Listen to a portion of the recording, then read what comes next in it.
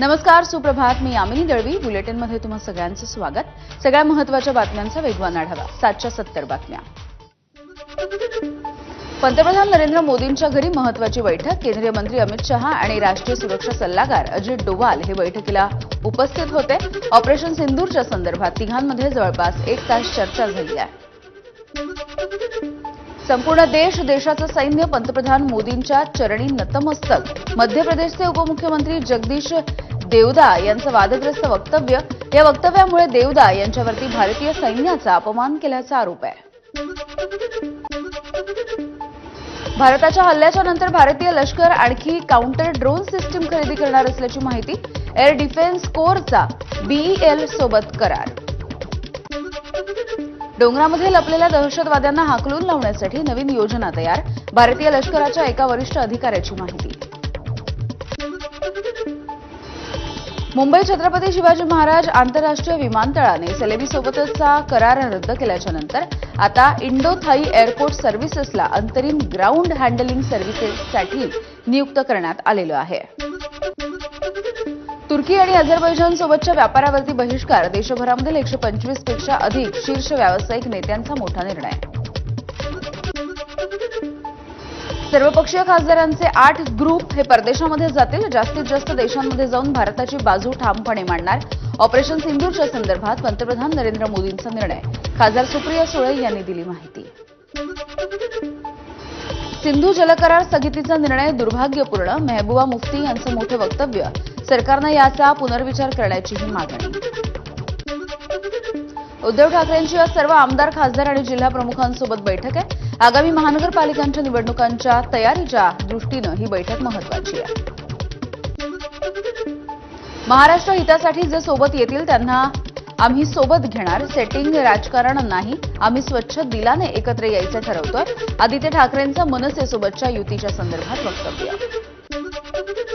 संजय राऊत यांच्या बहुचर्चित नरकातला स्वर्ग या पुस्तकाचं आज प्रकाशन आहे. रवींद्र नाट्य मंदिरामध्ये आज प्रकाशनाचा सोहळा.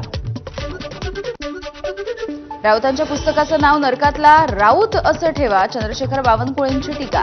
राऊतांसारख्याच व्यक्तीने शिवसेना संपवली आणि काँग्रेसच्या दावणीला उद्धव ठाकरेंना मारहाण्याचं काम केलं.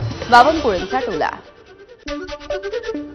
राऊतांनी बाळासाहेबांच्या विचारांवरती निष्ठा ठेवून काम केलं असतं तर त्यांना नरक आणि स्वर्गातला नरक बघण्याची वेळ आली नसती. एकनाथ शिंदेंची राऊतांच्या नरकातील स्वर्ग या पुस्तकावरती टीका. संजय राऊतांनी अर्ध अपूर्ण पुस्तक लिहू नये. पूर्ण पुस्तक लिहावं. त्याला नरकात पोहोचवण्याचं काम उद्धव ठाकरे करतील. नितेश राणेंची राऊतांच्या पुस्तकावरती प्रतिक्रिया. एवढ्या मोठ्या लोकांबद्दल संजय राऊत यांनी बोलणं योग्य नाही. संजय राऊत यांच्या पुस्तकातल्या आरोपांवरती गुलाबराव पाटील यांची प्रतिक्रिया. पोलीस प्रशासनामध्ये महत्त्वाचे बदल. राज्यामधील 14 पोलीस तसंच आयपीएस अधिकाऱ्यांना पदोन्नती. मुंबई पोलिसांमध्ये मोठे बदल. आता गुप्तचर विभागाला मिळणार नवं नेतृत्व. मुंबई पोलीस विभागामध्ये सहपोलीस आयुक्त, गुप्तचर विभाग या नवीन पदाच्या निर्मितीला औपचारिक मान्यता. माजी सभापती रामराजे नाईक निंबाळकर यांची वडूज पोलिसांकडून 3.5 तास चौकशी. जयकुमार गोरेंवरती आरोप करणाऱ्या महिलेसोबत रामराजे यांचे मोबाईल संभाषण झाल्याची ऑडिओ क्लिप व्हायरल झाली होती. राज्याचं जहाज बांधणी, दुरुस्ती आणि पुनर्वापर धोरण जाहीर. 3 मॉडेलच्या माध्यमातून विकास करण्याचा निर्णय. शिपयार्डमुळे नवीन भारतीय जहाजांची बांधणी आणि दुरुस्ती करता येणार. पंढरपूरमध्ये प्रस्तावित कॉरिडॉरला बहुतांश नागरिकांकडून हिरवा कंदील. मंदिरामधील वाढणारी गर्दी कॉरिडॉरमुळे कमी होणार असल्याची माहिती. मुंबईमधील 7 पोलीस ठाण्यांमध्ये प्रथमच चाइल्ड फ्रेंडली झोन तयार. विशेषतः गुन्हा सहन करावा लागलेल्या किंवा तपासणी प्रक्रियेचा भाग असलेल्या मुलांसाठी हा झोन असेल. मुंबई पुणे द्रुतगती महामार्गावरती वेग मर्यादेचं उल्लंघन केल्याबद्दल एसटी वाहन चालकांवरती कारवाई. तर दंड वसुलीमध्ये शिथिलता देण्याची काँग्रेसचे सरचिटणीस श्रीरंग बर्गेंची मागणी. वसई विरार शहर महानगरपालिकेमधील नगररचना विभागाचा उपसंचालक वाय.एस. रेड्डी पुन्हा एकदा चर्चेत. 2016च्या नंतर तब्बल 9 वर्षांच्या नंतर करोडोंचा घबाड या अधिकाऱ्याकडे सापडल्यामुळे खळबळ. 10वीच्या परीक्षेमध्ये गुण देताना कोल्हापूर विभागाकडून अक्षम्य चूक. कोल्हापूर विभागामधील तब्बल 278 क्रीडा विद्यार्थ्यांना दिले कमी गुण. कोल्हापूर विभागामधील अधिकाऱ्यांनी ही चूक मान्य केली आहे. लातूर जिल्ह्यामधून जाणारा परभणी जहिराबाद महामार्ग 60 फुटाचा करावा या मागणीसाठी वडवळ इथे ग्रामस्थांचं उपोषण. अहिल्यानगरच्या कर्जतमधील हनुमान मंदिर परिसरामधील अतिक्रमण हटवण्यासाठी आमदार संग्राम जगताप आणि गोपीचंद पडळकर यांच्या नेतृत्वामध्ये रास्ता रोको. प्रशासनाकडून लेखी आश्वासन दिल्याच्या नंतर रास्ता रोको मागे. भंडाऱ्यामधल्या जिल्हा परिषद कार्यालयामध्ये शॉर्ट सर्किट झाल्यामुळे तब्बल 6 तास विद्युत पुरवठा खंडित. वीज पुरवठा बंद झाल्यामुळे कर्मचारी आणि अधिकाऱ्यांना फटका. पुणे पोलीस दलामध्ये खळबळ. जमिनीच्या वादामध्ये आर्थिक फायद्यासाठी पदाचा गैरवापर केल्याच्या प्रकरणी चंदननगर पोलीस ठाण्याचे तत्कालीन वरिष्ठ पोलीस निरीक्षक राजेंद्र लांडगेवार यांच्यावरती गुन्हा. सोलापूर जिल्हा नियोजन समितीच्या बैठकीमध्ये लोकप्रतिनिधींनी वाचला आरटीओ आणि पोलीस विभागाचा गैरकारभाराचा पाढा. आरटीओ अधिकाऱ्यांकडून शेतकऱ्यांची लूट सुरू असल्याची सोलापूर जिल्ह्यातल्या आमदारांची तक्रार. कर्जमुक्तीसाठी जून महिन्यामध्ये राज्यव्यापी आंदोलन उभं करणार. क्रांतिकारी शेतकरी संघटनेचे अध्यक्ष रविकांत तुपकर यांचा इशारा. मुंबईतून 4 कोटींचा एमडीचा साठा जप्त. मुंबई गुन्हे शाखेकडून जोगेश्वरी परिसरामधून 2 किलो मेफेड्रोनसह 2 तस्करांना अटक. अधिकचा तपास सुरू. मुंबई छत्रपती शिवाजी महाराज आंतरराष्ट्रीय विमानतळावरती केनियन महिलेकडून 15 कोटींचा लिक्विड कोकेन जप्त. हा अंमली पदार्थ तिने बॉडी लोशनच्या ट्यूबमधून आणला होता. या महिलेला अटक करण्यात आली आहे. बीडच्या केजमध्ये कंटेनरनं एकाला चिरडलंय. केजवरून अंबाजोगाईकडे येत असलेल्या कंटेनरची 8 ते 10 गाड्यांना धडक. चालक मद्यधुंद अवस्थेमध्ये गाडी चालवत असल्याची माहिती. पोलीस असल्याची बतावणी करून वृद्ध नागरिकांना फसवणारा तोतैया आरोपी शिर्डी पोलिसांच्या जाळ्यात सापडलेला आहे. जाकीर उर्फ जग्गू युसुफ खान असे आरोपीचं नाव आहे. धाराशिव जिल्ह्यामध्ये 3 जूनपर्यंत नो फ्लाईंग झोन लागू आहे. दहशतवादी संघटनांनी ड्रोनद्वारे हल्ल्यांची शक्यता वर्तवल्यामुळे पोलिसांकडून खबरदारीच्या सूचना. बुलडाणा तालुक्यामध्ये मुसळधार पावसाची हजेरी. बाणगंगा नदीला आलेल्या पुरामुळे धाड आणि धामणगाव या 2 गावांचा संपर्क तुटला. पिकांचं नुकसान. रायगड जिल्ह्यामध्ये पुढील 4 दिवस अलिबाग मांडवा जेट्टी अलिबाग मुरुड या मार्गावरती अवजड वाहतुकीला बंदी. पर्यटकांचा परतीचा प्रवास सुखरूप व्हावा यासाठी निर्णय. माणिक वर्मा फाउंडेशनच्या सौजन्याने माणिक सुवर शताब्दी 2024-25 साजरा करण्यात आलाय. ज्येष्ठ शास्त्रीय गायिका पद्मश्री अश्विनी भिडे देशपांडे माणिक रत्न पुरस्काराने सन्मानित. धुळ्यामध्ये वळवाच्या पावसामुळे कांद्याला मोठा फटका बसलाय. 1500 रुपये क्विंटल असलेला कांदा अवघ्या 600 रुपयांवर. कांद्याच्या दरामध्ये मोठी घसरण झाल्यामुळे शेतकरी अडचणीत.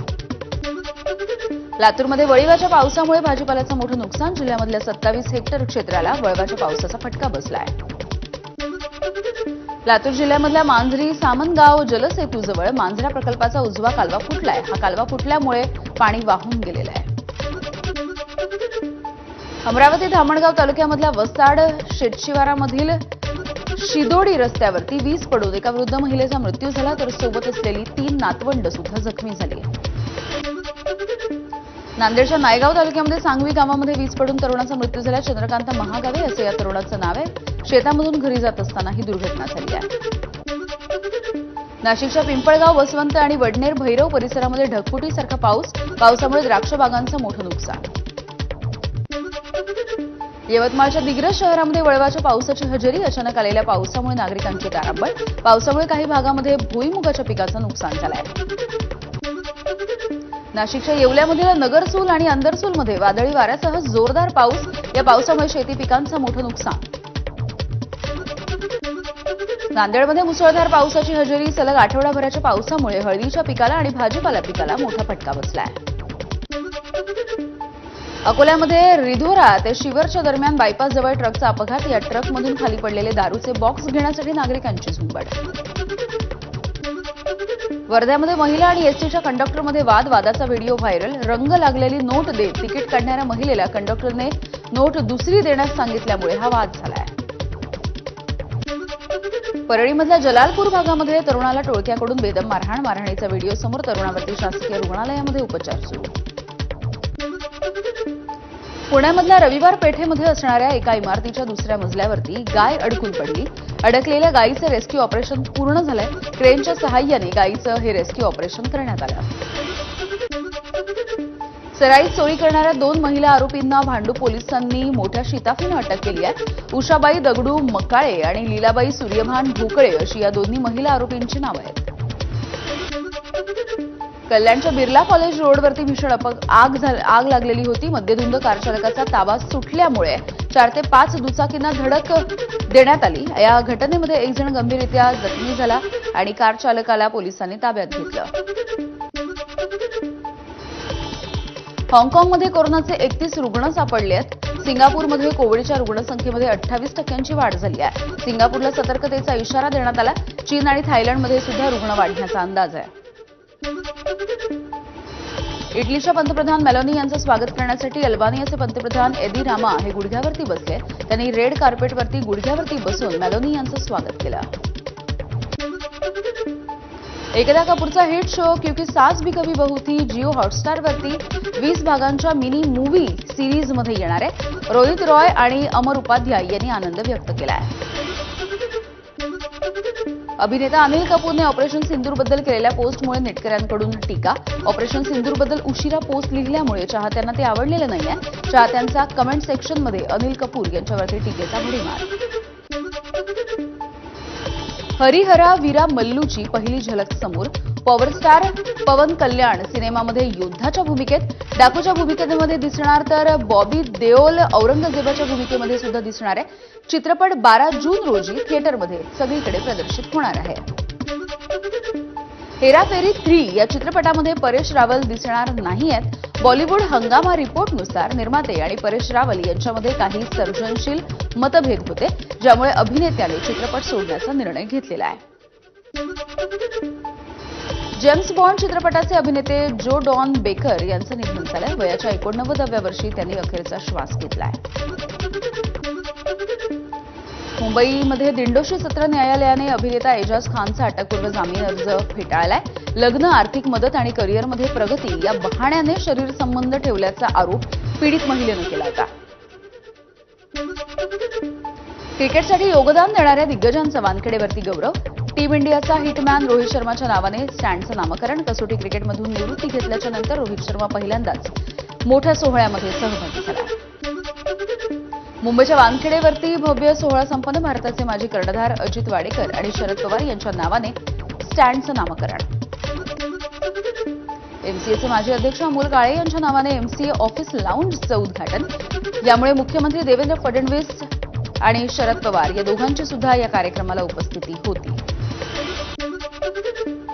एमसीएला आणि मुंबईला वानखेडेच्या व्यतिरिक्त अजून एक स्टेडियम बांधण्यासाठी महाराष्ट्र सरकार जागा देणार. मुख्यमंत्री देवेंद्र फडणवीसांची मोठी घोषणा. आदित्य ठाकरे पर्यटन मंत्री असताना सिंधुदुर्ग जिल्ह्यामधल्या पर्यटनासाठी 2.5 वर्षामध्ये 1 रुपया सुद्धा खर्च केला नाही. निलेश राणेंची टीका. वैभव नाईकांनी आमदारकीच्या काळामध्ये भ्रष्टाचार आणि ठेकेदाराकडून फक्त कमिशनचे पैसे लाटले. आमदार निलेश राणे यांची वैभव नाईक यांच्यावर टीका. आजपासून पुन्हा एकदा आयपीएलचा धडाका. भारत आणि पाकिस्तानमधल्या तणावामुळे स्थगित करण्यात आलेली आयपीएल आजपासून पुन्हा एकदा सुरू होणार आहे. आजपासून सुरू होत असलेल्या आयपीएलच्या सामन्यामध्ये आजचा सामना हा बंगळुरूमध्ये खेळवला जाईल. आज रॉयल चॅलेंजर्स बंगळुरू विरुद्ध कोलकाता नाईट रायडर्स यांची लढत होती आहे. नीरज चोप्राची दोहा डायमंड लीगमध्ये विक्रमी कामगिरी. तिसऱ्याच प्रयत्नामध्ये नीरजकडून 90.23 मीटर लांब भालाफेक. नीरजनं कारकिर्दीमध्ये पहिल्यांदाच ओलांडला 90 मीटरचा टप्पा.